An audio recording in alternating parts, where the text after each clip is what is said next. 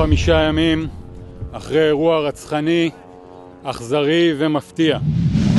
Di tengah ambisi menyapu bersih Hamas dan menggempur Hizbullah dalam skala besar-besaran, krisis tentara Israel malah dilaporkan oleh media setempat. Faktanya, tentara cadangan satu persatu menunjukkan keengganan untuk terlibat pertempuran. Ini sama sekali tak menguntungkan. IDF kalang kabut, mau tak mau keputusan harus segera diambil termasuk merekrut tentara tua dari warga berumur 40 tahun ke atas yang kontroversial. Lebih jauh tentang krisis tentara di Israel, berikut ulasan lengkapnya.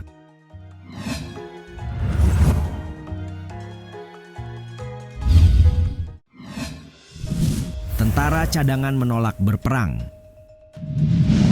Surat kabar Haaretz melaporkan pada Selasa 25 Juni bahwa puluhan tentara cadangan Israel menolak untuk kembali bertempur di Gaza. Di tengah kerugian dan risiko hukuman, 3 dari tentara itu menjelaskan kepada Haaretz alasan mereka menolak kembali berperang jika dipanggil lagi. Yuval Green misalnya, menyebut garis merah baginya adalah ketika komandannya memerintahkan unitnya untuk membakar sebuah rumah warga Palestina tanpa alasan. Pelajar berusia 26 tahun dan petugas medis penerjun payung di pasukan cadangan itu mengatakan siap untuk risiko, sebab risiko saat memutuskan berperang pun pasti ada. Bedanya, kali ini bukan lagi tentang mempertaruhkan nyawa tapi status sosial. Dan risiko ini sepadan untuk menyelamatkan nyawa manusia dan melakukan apa yang saya yakini, katanya seperti dikutip dari The Cradle. Ketiga pria yang membagi ceritanya ini adalah mereka yang menandatangani surat protes akhir bulan lalu. Bersama 39 orang lainnya mereka berkomitmen tidak akan mematuhi seruan yang dikeluarkan pemerintah untuk kembali menjadi tentara. Tidak hanya itu, media Israel lainnya ikut melaporkan ratusan tentara cadangan meninggalkan Israel dan pergi ke luar negeri setiap bulannya, tanpa memberitahu komandan mereka. Hal ini tentu saja merepresentasikan masalah di tubuh IDF, karena perang melawan Hamas masih berlangsung di jalur Gaza.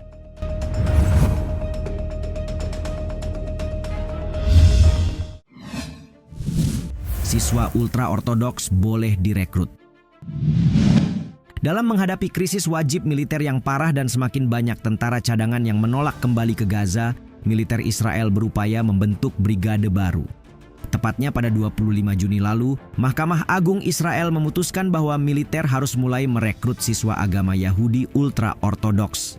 Keputusan ini pun cukup mengejutkan, mengingat pengecualian luas bagi pria ultra-ortodoks untuk wajib militer merupakan sistem yang telah berlaku selama puluhan tahun. Menurut laporan harian Ibrani Wala yang diterbitkan pada tanggal 26 Juni, tentara Israel telah memulai pembentukan Brigade 96 yang juga dikenal sebagai Brigade David. Mengutip The Cradle, pasukan ini diperkirakan berjumlah sekitar 40.000 orang. Pengadilan membatalkan Undang-Undang tahun 2017 yang memodifikasi pengecualian untuk Haredim. Undang-undang yang mengatur pengecualian bagi Haredim pun pada dasarnya telah berakhir tahun lalu, namun pemerintah tetap mengizinkan mereka untuk tidak bertugas. Kemudian, karena tidak adanya undang-undang yang mengatur wajib militer Israel, akhirnya aturan bagi orang Yahudi ultra-ortodoks diberlakukan seperti warga negara lainnya.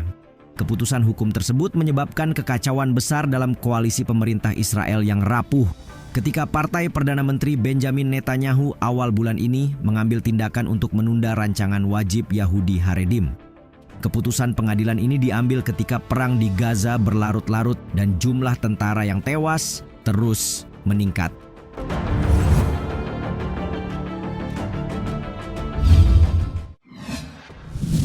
Rekrut tentara tua. Ketika pertempuran berkecamuk, krisis pendaftaran anggota militer di Tel Aviv terus memburuk.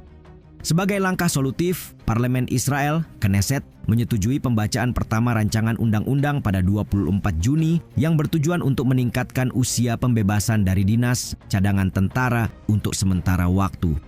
Berdasarkan keterangan yang dimuat Tempo, RUU tersebut memperpanjang masa dinas tentara cadangan hingga usia 41 tahun dan perwira cadangan hingga usia 46 tahun. Berdasarkan undang-undang saat ini, prajurit cadangan diharuskan bertugas di ketentaraan hingga usia 40 tahun dan perwira cadangan hingga usia 45 tahun. Sebelumnya, koresponden radio militer Israel bernama Doron Kadosh melaporkan persiapan divisi baru dalam militer. Ia menuturkan bahwa militer Israel tengah mempersiapkan sebuah divisi baru untuk para prajurit yang berusia di atas 40 tahun yang akan memasuki masa pensiun, untuk memenuhi kebutuhan mendesak dan akan lebih banyak pasukan lagi setelahnya. Divisi baru ini, kata dia, sedang dalam tahap awal dan pihak militer akan memanggil warga Israel yang sebelumnya dibebaskan dari tugas. Selain itu, pemerintah Israel juga telah mendukung rancangan undang-undang yang bertujuan untuk memperpanjang usia pensiun tentara meskipun mendapat tentangan dari masyarakat.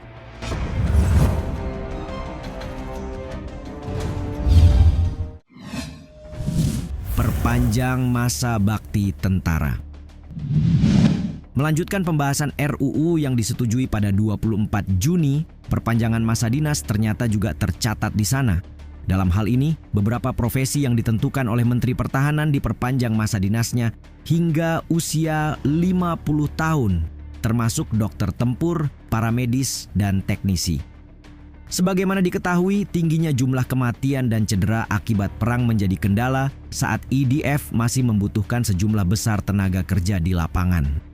Adapun undang-undang yang diusulkan membutuhkan persetujuan dalam 3 kali pembacaan untuk menjadi undang-undang, dan jika disahkan, maka undang-undang ini akan berlaku hingga 30 September.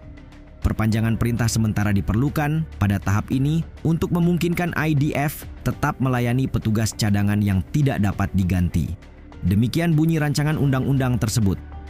Berdasarkan laporan Channel 12 Israel, RUU ini berupaya untuk memperpanjang layanan bagi perwira dan tentara cadangan selama 3 bulan tambahan, di mana undang-undang mengenai layanan cadangan saat ini akan berakhir pada tanggal 30 Juni, menyoroti kebutuhan mendesak untuk persetujuan minggu ini dalam 3 pembahasan. Mengutip Anadolu, pada 11 Juni, Menteri Pertahanan Israel Yoav Galan meminta perpanjangan undang-undang tersebut selama 6 bulan. Namun setelah mendapat kritik dari penasihat hukum pemerintah Gali Baharaf Miara, perpanjangan pada akhirnya disepakati selama 3 bulan.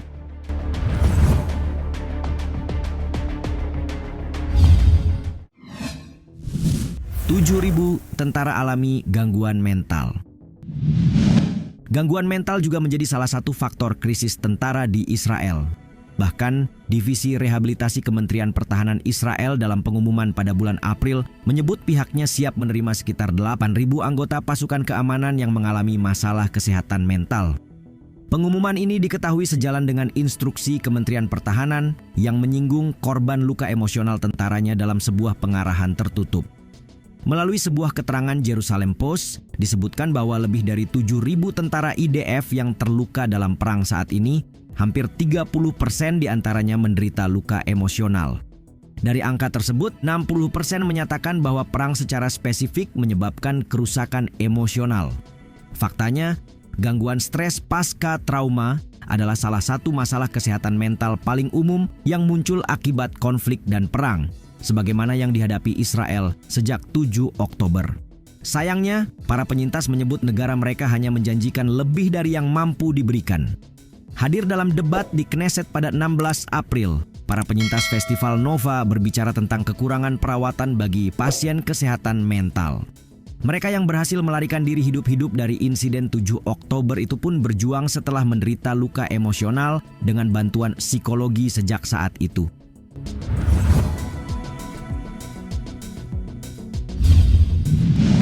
Ada banyak kejadian yang menimpa tentara Israel. Belum lama ini, seorang tentara Israel dilaporkan nekat mengakhiri hidup, dan ini bukan kasus pertama dan satu-satunya.